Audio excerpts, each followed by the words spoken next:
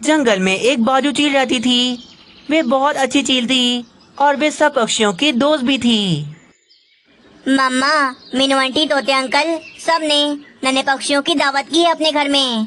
मैं भी चाहता हूँ कि मैं भी अपने घर में अपने सभी दोस्तों की दावत करूँ। अच्छा, तो ये बात है।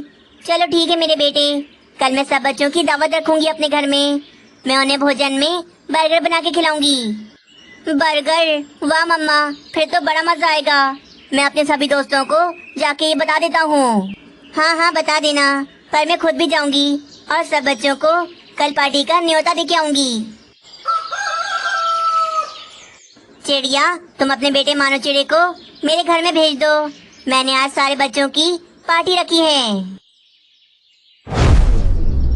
मम्मा, बहुत मजा आएगा। वैसे भी नन्हा चील तो मेरा कितना अच्छा दोस्त है। मैं जरूर जाऊंगा। हाँ हाँ मानो चिड़े, चले जाना, अच्छी बात है, तुम्हें मजा आ जाएगा। अब बाजू चील कालू कौवे के घर चली जाती है। बाजू चील, तुम अचानक मेरे घर पर, कोई काम था क्या मुझसे? कौवे, आज मैंने सभी बच्चों की अपने घर में पार्टी रखी है और मैं भोजन में बर्गर बनाऊंगी। इसीलिए तुम अपने बेटे राजू कौवे को भी मेरे घर पर भेज दो। अरे वाह बाजू चील, बच्चों की पार्टी, ये तो अच्छी बात है। मैं राजू को जरूर भेजूंगी। मम्मा, आप मुझे बाहर भोजन खिलाने नहीं ले जा रही थी ना? अब देख लो, मैं चील आंटी के घर जाकर मजेदार बर्गर खाऊंगा। इसी तरह बाजू चील नन्हे तोते, बुलबुल की बेटी और कबूतर के बेटे को भी पार्टी का न्योता दे देती है। बाजू चील फिर एक दुकान पर आती है और वहाँ से बर्गर के बन खरीद लेती है। अरे बाजू चील, इतने सारे बन का क्या करोगी? तुम्हारा तो बस एक ही बेटा है। हाँ, मेरा तो एक ही बेटा है, पर मेरे बेटे के बहुत सारे दोस्त हैं। इसीलिए आज मैंने उन सभी दोस्तों की अपने घर में बर्गर पार्टी रखी है। अरे वाह, बच्चों की पार्टी कर रही हो। वाकई में बाजू चील, तुम बाकी चीलों से बहुत ही अलग हो। जंगल के बच्चों से तुम इतना प्यार करती हो। हाँ तो क्यों ना करूँ, जंगल के सभी पक्षी मुझे अपना समझते हैं, इसीलिए मैं उनके बच्चों से भी बहुत प्यार करती हूँ। बाजू चील बर्गर के बन लेकर वहाँ से चली जाती है और घर पर आकर वे बर्गर बनाने की तैयारियां करती है। थोड़ी देर में शाम हो जाती है। सारे बच्चे भी बाजू चील के घर में आ जाते हैं। रानी, राजू कहाँ है? क्या वे बाजू चील के घर चला गया? हाँ हाँ, चला गया, बहुत ज्यादा खुशी खुशी गया है। और यहाँ पर हमने अपना प्लान बना लिया। हमारा कौन सा प्लान? राजू वहाँ पार्टी करेगा तो हम यहाँ बैठे बैठे क्या करेंगे? इसीलिए मैंने सोचा मैं आज टीवी पर बढ़िया सी मूवी लगाऊंगी। हम पॉपकॉर्न खाते खाते मजे से मूवी देखेंगे। अच्छा अच्छा, तुम पॉपकॉर्न बनाओ जाके, तब तक मैं मुँह हाथ धो के आता हूँ। रानी कौवे रसोई में चली जाती है, पर कालू कौवे का दिल बहुत ज्यादा बेचैन था। बाजू चील वैसे तो हमारी दोस्त है, परंतु वे एक चील भी है। मुझे उस पर ऐसे भरोसा नहीं करना चाहिए। कहीं उसने धोखे से हमारे बच्चों को पार्टी में तो नहीं बुलाया। नहीं नहीं, मैं अपने राजू की जान खतरे में नहीं डाल सकता। मुझे बाजू चील पर नजर रखनी होगी और नजर रखने के लिए मुझे उसके घर पे जाना होगा। कालू कौवा बिना कुछ बताए वहाँ से चला जाता है और छुपके से खिड़की से वे बाजू चील की रसोई में आकर छुप जाता है। खाओ बच्चों, तुम्हारी चील आंटी ने बहुत प्यार से बर्गर बनाए हैं। खाओ खाओ, पेट भर कर खाओ। चील आंटी, आप बहुत अच्छी हो, हमारा बहुत ख्याल रखती हो। हाँ चील आंटी, आपने ये बर्गर बहुत मजे का बनाया है। मैं तो 2 खाऊंगा। जितने खाने हैं उतने खाओ, ये सारे बर्गर तो मैंने आप सबके लिए बनाए हैं। कालू कौवा ये सब देखकर पुरसुकून हो जाता है। मैं बिला वजह ही बाजू चील पर शक कर रहा था। ये तो हमारे बच्चों का कितने अच्छे से ख्याल रख रही है। बर्गर की सुगंध पूरे घर में फैली हुई थी। कालू कौवे को तो अब भूख लग जाती है। कितनी बढ़िया सुगंध आ रही है। अच्छा हुआ बाजू चील ने ये सारे बर्गर यहाँ रसोई में रखे हैं। अब मैं भी इनमें से एक बर्गर खा लेता हूँ। कालू कौवा फिर मजे से एक बर्गर खा लेता है। बर्गर खाने के बाद तो उसे बहुत ज्यादा नींद आ रही थी। वे तो रसोई में ही सो जाता है। बच्चों, दोबारा आना फिर कभी। तुम सब आए, मुझे बहुत अच्छा लगा। सारे बच्चे फिर बाजू चील के घर से चले जाते हैं। भोजन तो हमने पेट भर कर खा लिया। क्यों ना दोस्तों, हम नदी के किनारे खेलने जाएं। वहाँ ठंडी ठंडी हवा आएगी, बहुत मजा आएगा। हाँ यार, वैसे मेरा भी मन कर रहा है। वैसे भी हमारे मामा पापा को क्या पता चलेगा कि हम नदी के किनारे गए हैं। चलो चलो सब चलते हैं। वैसे अगर हम अपने घर में बता दें तो ये ज्यादा अच्छा रहेगा। अगर हमें आने में देर हो गई तो हमारे घर वाले तो परेशान हो जाएंगे। अरे मानो चिड़े, तुम तो हमेशा डरते ही रहना। बड़े हो जाओ, बड़े हो जाओ, मीनू आंटी तुम्हें कुछ नहीं कहेंगी। बस फिर क्या, सारे बच्चे बिना बताए नदी के किनारे चले जाते हैं। कितनी देर हो गई, ये राजू कहाँ रह गया? कालू जी का भी नहीं पता नहीं कहाँ चले गए।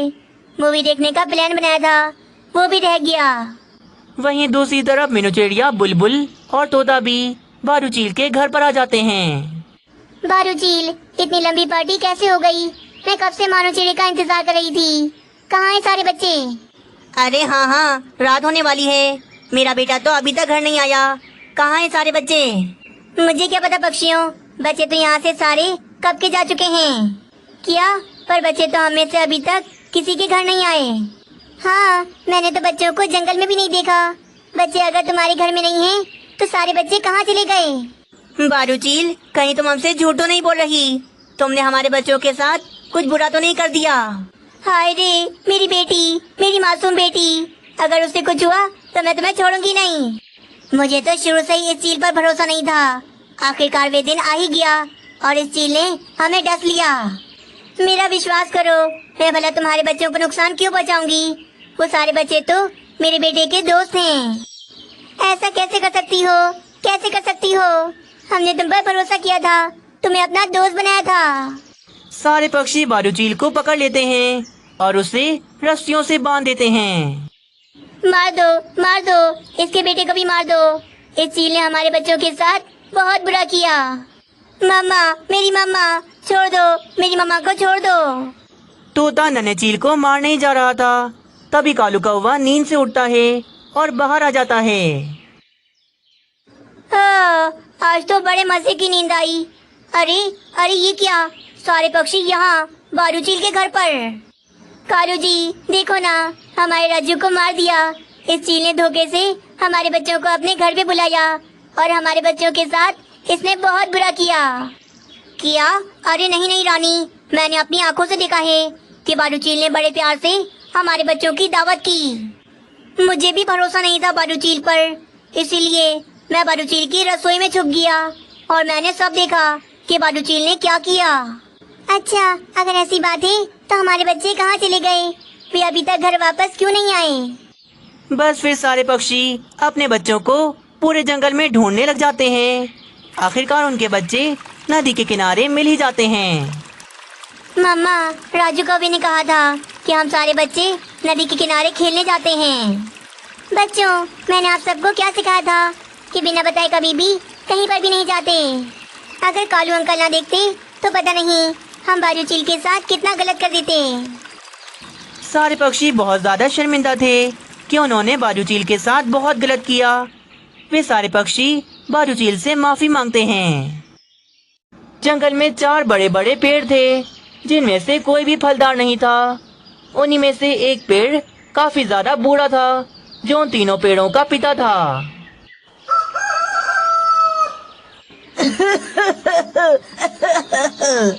बाबा, आपको क्या हो रहा है? बाबा, आप ठीक हो? अरे देखो भाला भाई, हमारे बाबा को ये क्या हो रहा है? बाबा आप कुछ बोलते क्यों नहीं? क्या हो रहा है आपको?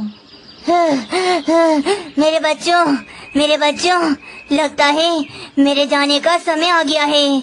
जैसे तुम्हारी माँ तुम्हें छोड़कर चली गई थी, वैसे ही अब मेरे जाने का भी समय आ गया है। नहीं बाबा, आप हमें छोड़कर नहीं जा सकते। माँ भी चली गई, अगर आपको भी कुछ हो गया तो हम आपके बिना कैसे रहेंगे? बेटी, अब मुझे जाना होगा।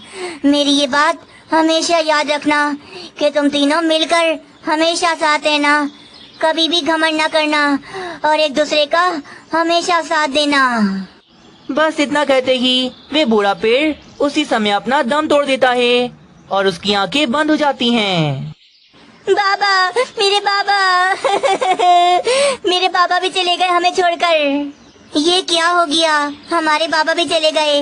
अब तो हम तीनों बिल्कुल अकेले रह गए। बाबा तो चले गए, पर बाबा की ये आखिरी निशानी, उन पे लगा हुआ ये आखिरी सेब है, ये अपने पास कौन रखेगा? वे बूढ़ा पेड़ एक फलदार पेड़ था जिसके ऊपर बस आखिरी सेब लगा हुआ था। मैं रखूंगी अपने बाबा की ये आखिरी निशानी, मैं अपने पास रखूंगी। आखिर मैं उनकी बेटी हूँ। तो मैं और काजू भी अपने बाबा के बेटे हैं, हम भी इसे रख सकते हैं।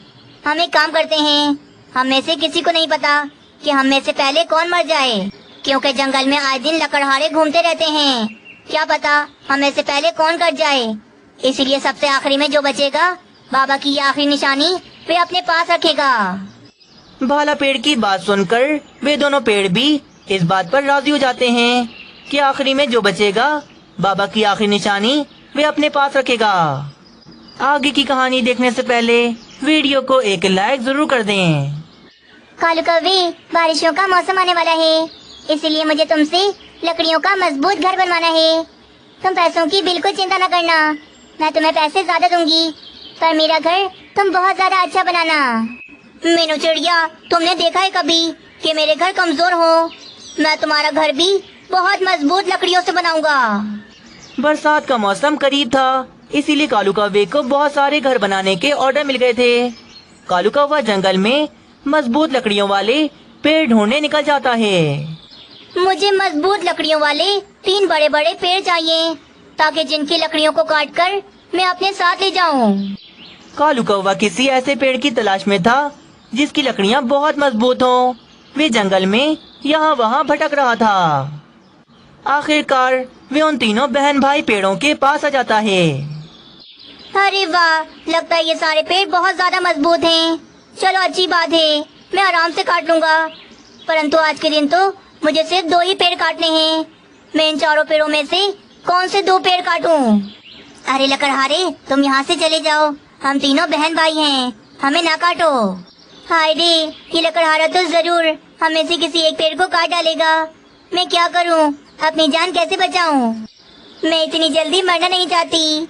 हाँ, मैं एक काम करती हूँ, इस लकड़हारे को मैं बेवकूफ बनाती हूँ। सुनो लकड़हारे, तुम मुझे नहीं काट सकते। तुम अगर मुझे काटोगे तो तुम्हारा बुरा दिन लग जाएगा, पर मुझे नहीं काट पाओगे। मेरी लकड़ियाँ बहुत मजबूत हैं, मुझे काटना कोई आसान बात नहीं। अच्छा, तो ऐसी बात है, तुम्हारी लकड़ियाँ बहुत मजबूत हैं, तो ये तो अच्छी बात है। अब तो सबसे पहले मैं तुम्हें ही काटूंगा। अपनी होशियारी की वजह से वे छावनी पेड़ खुद ही फंस जाती है और कालू कौवा सबसे पहले उस छावनी पेड़ को ही काटने लगता है। थोड़ी देर के बाद कालू कौवा छावनी पेड़ और उसके बाबा दोनों को ही काट देता है और उनकी लकड़ियाँ काट काट कर अलग कर देता है। कल मुझे एक पेड़ की और जरूरत है। तुम दोनों ये फैसला कर लो कि कल तुम दोनों में से आखिर किसने मरना है। बस इतना कहकर कालू कौवा वे सारी लकड़ियाँ लेकर वहाँ से चला जाता है। अरे भैया, हमारी बहन और हमारे बाबा को तो वे कौवा लकड़हारा काट के ले गया। कल वे आएगा दोबारा और हमें से किसी एक को भी वे काट कर ले जाएगा। अरे मेरे छोटे भाई, ये तो होना ही है। हम पेड़ों की किस्मत में आखिर कटना ही लिखा है। तुम मेरे छोटे भाई हो, मैं तुम्हारे लिए कुछ भी कर सकता हूँ। कल वे लकड़हारा आएगा तो मैं उसे अपना बलिदान दे दूंगा। उस कालू लकड़हारे को कहूँगा कि वे तुम्हें छोड़ दे और तुम्हारी जगह वे मुझे काट ले। पर भाई, आप मेरे लिए ऐसा क्यों करोगे? मैं आपके बिना कैसे रहूँगा? मेरे भाई काजू, तुम अभी बहुत छोटे हो, तुमने तो अभी सही से दुनिया भी नहीं देखी। मैं तुम्हारे लिए अपनी कुर्बानी दे सकता हूँ। और हमारे बाबा की आखिरी निशानी, ये सेब भी तुम अपने पास रख लो। बस फिर वे काजू पेड़ वे आखिरी निशानी अपने पास रख लेता है। हाँ भाई, तो बताओ मुझे, मैं तुम दोनों में से किसे काटूं? जल्दी बताओ, समय नहीं है मेरे पास। लकड़हारे, हमने फैसला कर लिया है कि हम दोनों में से मेरा भाई काजू कटेगा। देखो तो मेरा भाई कितना बढ़िया है, इसके ऊपर तो ये सेब भी लगा हुआ है। बिल्कुल जवान है ये, इसकी लकड़ियाँ बहुत मजबूत हैं। भैया, आप ये क्या बोल रहे हो? इसका मतलब आपने मुझे धोखा दिया, मुझे फंसाया, ताकि ये कालू लकड़हारा मुझे काट दे और आप बच जाओ। हाँ, तूने सही समझा मेरे भाई। मैं पागल थोड़ी ना हूँ जो तेरे लिए मैं अपनी जान का बलिदान दे दूँ। मुझे तो अभी दुनिया देखनी है, इतनी जल्दी मैं मरना नहीं चाहता। तभी कालू लकड़हारा काजू पेड़ पर लगे उस सेब को देखता है। कालू मेरे बेटे, मेरी ये बात हमेशा याद रखना, कभी भी फलदार पेड़ को नहीं काटना, क्योंकि फलदार पेड़ को काटना ये बहुत बड़ा पाप है। पता है, एक बार तेरे बाबा ने भी फलदार पेड़ को काट दिया था, इसीलिए तो वे जवानी में ही चल बसे, उन्हें इतना बड़ा पाप लगा। माँ, मैं आपसे वादा करता हूँ, मैं कभी भी फल लगे हुए पेड़ों को नहीं काटूंगा। मेरी माँ ने मुझसे कहा था कि कभी भी फल लगे हुए पेड़ों को नहीं काटना, क्योंकि इससे बहुत पाप लगता है। और इस पेड़ पर भी फल लगा हुआ है, इसीलिए मैं इसे तो नहीं काट सकता। कालू कौवा फिर बराबर वाले भाला पेड़ को देखता है। उसके ऊपर तो एक भी फल नहीं लगा हुआ था। हाँ, मैं इसे काटूंगा, इसके ऊपर एक भी फल नहीं। वैसे भी ये धोखेबाज पेड़ है, जो अपने भाई को धोखा दे उसे तो काट देना ही चाहिए। भाला पेड़ को धोखेबाजी की सजा मिलती है और कालू लकड़हारा उसे काटने लगता है।